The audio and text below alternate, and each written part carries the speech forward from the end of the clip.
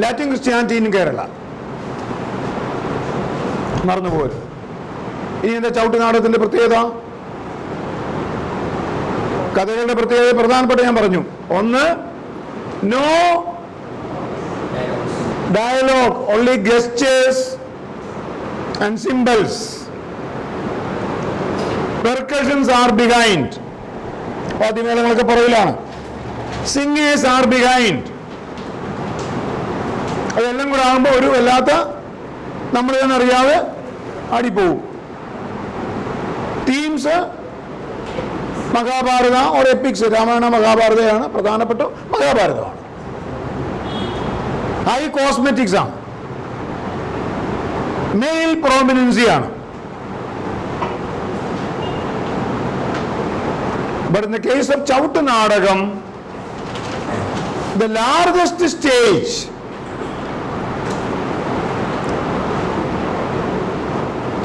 wooden stage, the actor should sing and perform. ആദാമേ നിന്നെ ഞാൻ തോട്ടത്തിലാക്കി, ഇത് പറയുമ്പോൾ നമ്മളിവിടെ നിന്ന് പാട് പാടുന്ന മൈക്ക് വെച്ചല്ല. ആദാമേ ഒരു ചാട്ടം, നിന്നെ ഞാൻ അടുത്തൊരു ചാട്ടം, ഇങ്ങനെ പലകപ്പുറത്തുകളും ചാടുമ്പോൾ എന്താ, ഉറങ്ങിയതുണ്ടെങ്കിലും എഴുന്നേൽക്കും. എളുപ്പം ഞാൻ മനസ്സിലാക്കാൻ പറയാം. ബംഗറ ഡാൻസ് കണ്ടിട്ടുണ്ടല്ലോ, ബംഗറ ഡാൻസ് പഞ്ചാബിയുടെ, അത് ഓർത്താൽ മതി. ഒരു ഇളക്കമാണ്, നമ്മൾ തന്നെ അറിയാതെ അടിപ്പോകും. കാരണം ഇത് നൈറ്റില്ല. പോർച്ചുഗീസുകാർക്ക് എന്തറിയില്ല, അവന് ചെണ്ട കഴിച്ചാൽ അത് അവിടെ ഇരിക്കും. ഒന്ന് ചെണ്ട കമ്പിനകത്ത് പോവും, ഇത് അങ്ങനെ നിൽക്കത്തേ ഉള്ളൂ. താളം അറിയത്തില്ല. അവനവൻ എന്ത് ചെയ്യും, ചാടി ഈ സ്റ്റേജിൽ ശബ്ദം വരുമ്പോൾ ആരും ഉറങ്ങത്തില്ല. യേശുക്രിസ്തു കുരിശിൻ താഴെ വീണു. അപ്പൊ ഈ കഥകളൊക്കെ തീം അതാണ്. ആക്ട് തന്നെ പാടുന്നു, ആക്ട് തന്നെ ഗസ്റ്റേഴ്സ് നടത്തുന്നു, പെർക്കഷൻസ് മെയിനായിട്ടൊന്നുമില്ല. The stamping of the foot of the actor is the major percussion. മനസ്സിലാവുന്നോ? ഇതാണ് ഈ രണ്ടിൻ്റെയും പ്രത്യേകത. ഒരു വലിയ ഇമ്പാക്റ്റ്, പോർച്ചുഗീസ് ഇമ്പാക്റ്റ് ആണ് കേരളത്തിൽ. രണ്ടാമത്തത് bungalow type buildings. Bungalow type building എന്ന് പറയുമ്പോൾ 12 മുതൽ 16 അടി വരെ റൂഫിന് ഹൈറ്റ് ഉണ്ട് എന്ന് പറയുമ്പോൾ തിക്കിലി പോപ്പുലേറ്റിംഗ് ഹാളാണ്. ഒരുപാട് പേരുള്ള കല്യാണ മണ്ഡപമൊക്കെയാണ് വലുത് വരുന്നത്. അപ്പം ആ ഒരു സ്റ്റൈൽ ഓഫ് ആർട്ട് എന്ന് പറയുന്നത് ഇറ്റ് ഈസ് കൺസേൺഡ് വിത്ത് ഇത് ഗോത്തിക് ആണ്. അവിടെ നിന്ന് ഓർത്തിരിക്കുക, നിങ്ങൾ വേൾഡ് ഹിസ്റ്ററിയുടെ ഭാഗം വരും.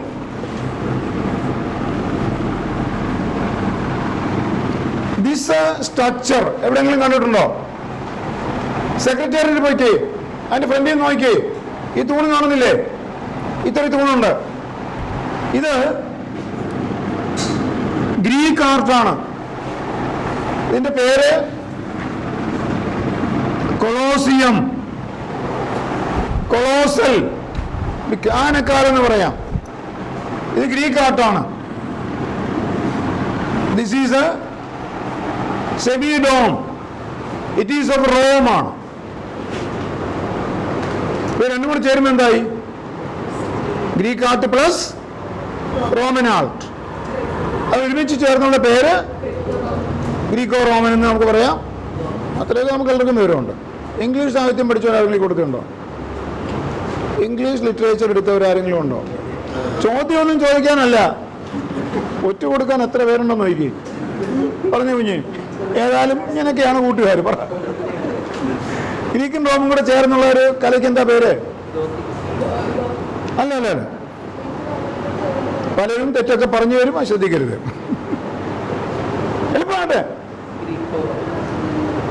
അത് ഗ്രീക്കോ റോമനാണ്. അതൊക്കെ നമുക്ക് സാധാരണ അറിയാവുന്നതാണ്. അതല്ല, ഒരു പേരുണ്ട്. ഗ്രീക്കിന്റെ പഴയ പേരെന്താ? ഹെലസ്റ്റിക് ആണോ ഹെലനിസ്റ്റിക് ആണോ? ഹെലനിസ്റ്റിക് ആണെന്ന് പറഞ്ഞാൽ ഏതാ? ഗ്രീക്കാണ് ഹെലനിസ്റ്റിക്. ഹെലനിക്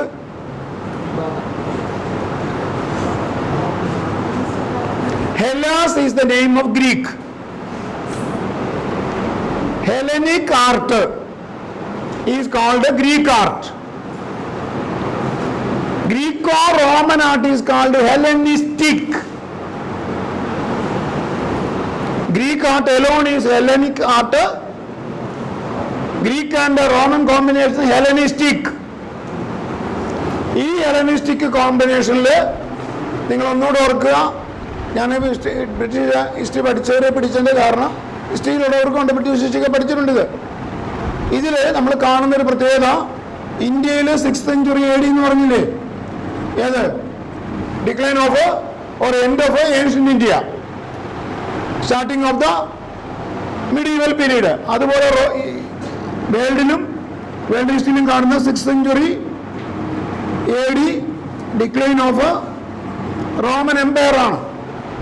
ആ റോമൻ എംപയർ തകരാനുള്ള കാരണം a group of people called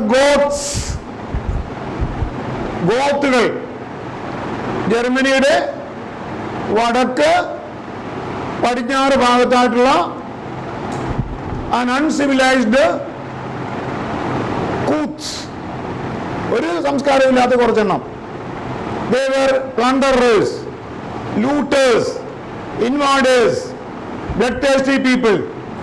They attacked Rome and their weapon was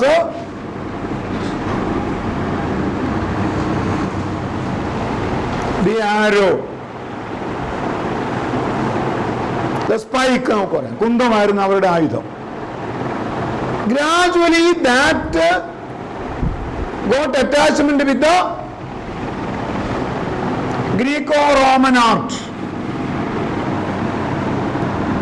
This is Gothic, Rome, Greek. All these commonly known as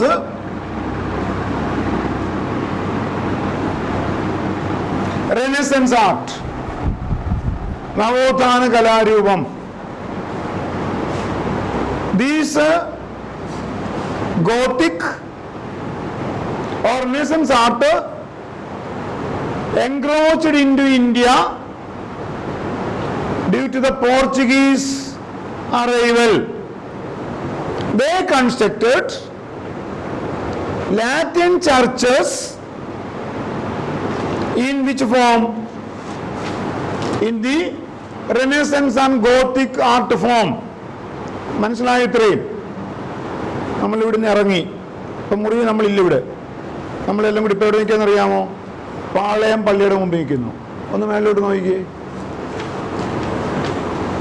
best example of the Portuguese or the Gothic art style in Kerala, Trivandrum. The Latin Catholic central church Palayam. അതിൽ കൊണ്ടുവന്നു. പിന്നീട് gradually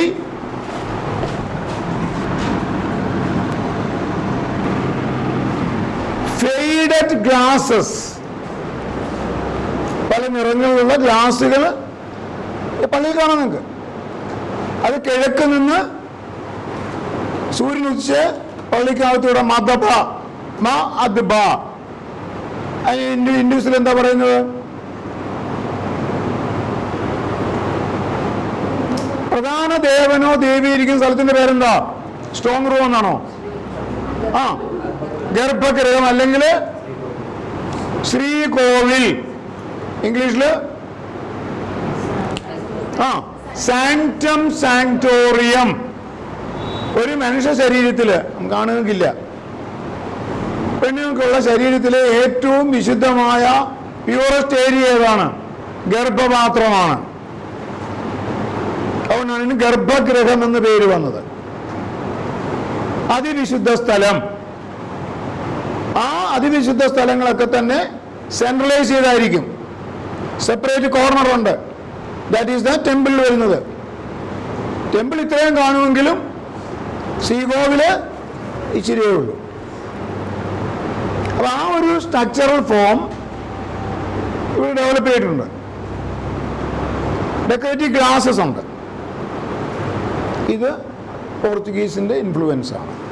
European art form, particularly Greco-Roman and Gothic forms, in total known as the Renaissance art. ഇത് develop ചെയ്തിട്ടുണ്ട് ഇന്ത്യയിൽ. മറ്റു പ്രത്യേകത, printing press ആദ്യമായിട്ട് കേരളത്തിൽ കൊണ്ടുവരുന്നത് പോർച്ചുഗീസുകാരാണ്. Then the scientific cultivation of agriculture products, particularly coconut. അഗ്രികൾച്ചറുകാരുണ്ടോ കൂട്ടത്തിൽ? ആരുമില്ല. കോക്കനട്ട് കണ്ടിട്ടുണ്ടല്ലോ, കേട്ടില്ല? പോർച്ചുഗീസുകാരാണ്. അത് പറഞ്ഞു തരാം ഓരോന്നും. ഡച്ച് ജനറൽ പാഡി സിസ്റ്റത്തിനകത്ത് വാട്ടറിംഗ് ആണ് ഡച്ചുകാർ കൊണ്ടുവന്നത്. ആ ഡച്ചുകാരുടെ വാട്ടറിംഗ് സിസ്റ്റമാണ് പിൽക്കാലത്ത് ഇസ്രയേലികൾ സ്വീകരിച്ചത്. അവിടുന്ന് അവരിപ്പം നമ്മൾ സ്വീകരിച്ചു. ആ സിസ്റ്റത്തിന്റെ പേരെന്താ പറഞ്ഞുകൊണ്ട് ഞാൻ പറയാം. Dropping system. ഇസ്രയേലി വലിയ വെള്ളമൊന്നുമില്ല. ജലാശയം കുറവുള്ള സ്ഥലങ്ങളിൽ ചെടികൾക്ക് വെള്ളം ഒഴിക്കുന്നത് എങ്ങനെയാണ്? പൈപ്പിലൂടെ ചെറിയ കൊള്ളിക്കൂടം ചെടിയുടെ മൂട്ടിൽ വെച്ച്. ഇപ്പം ആ സിസ്റ്റം വന്നിട്ടില്ലേ? ഇത് ട്രിപ്പ് ഇറിഗേഷൻ. അത് ഡ്രോപ്പിംഗ് സിസ്റ്റം തന്നെ, ട്രിപ്പ് ഇറിഗേഷൻ. ആ ട്രിപ്പ് ഇറിഗേഷൻ ആദ്യമായിട്ട് ഇന്ത്യയിലേക്ക് കൊണ്ടുവരുന്ന ആരാണ്? നരസിംഹ റാവു പ്രധാനമന്ത്രിയായിരിക്കുമ്പോഴാണ് മോഡേൺ ഇന്ത്യ വരുന്നത്. Because the relation between Indo Israeli relations. അത് ആദ്യമായിട്ട് നേരത്തെ കൊണ്ടുവരുന്ന കനാൽ സിസ്റ്റത്തിൽ കൂടെ കൊണ്ടുവന്ന ഡച്ചുകാരാണ്. അതാണ് കൃഷിയുടെ പറഞ്ഞത്. ഇവിടെ നിന്നല്ല, കോക്കനട്ട് കൾട്ടിവേഷൻ. നമ്മുടെയൊക്കെ വീട്ടിൽ തെങ്ങുണ്ട്. തെങ്ങിൻ്റെ കൃഷി ആരെങ്കിലും നടത്തിയിട്ടുണ്ടോ? അല്ലെങ്കിൽ തെങ്ങും തേങ്ങയും തമ്മിലുള്ള അകലം എത്ര വേണം?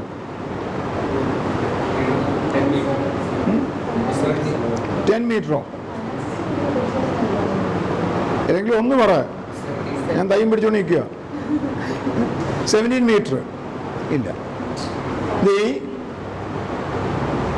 7 to 8 meters ഡിസ്റ്റൻസ് വേണം from the base to the base. ഓല തമ്മിലല്ല, ബേസ് ടു ദ ബേസ് എന്ന് പറഞ്ഞാൽ എത്ര അടി?